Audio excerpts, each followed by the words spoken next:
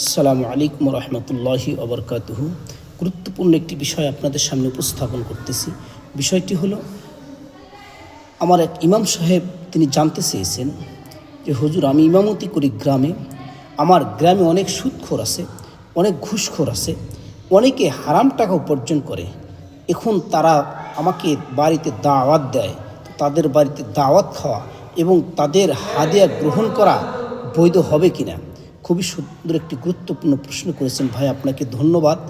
দেখেন, আপনি যদি জানেন যে আপনাকে দাওয়াত দিয়েছে সে পূর্ণ সুদখোর, পূর্ণ ঘুষখোর, পূর্ণ অবৈধ অর্থ উপার্জনকারী, এটা যদি আপনার নিশ্চিত ধারণা থাকে, তাহলে তার বাড়িতে দাওয়াত গ্রহণ করা আপনার জন্য বৈধ নয় এবং তার দেওয়া হাদিয়ার টাকা গ্রহণ করা আপনার জন্য বৈধ নয়।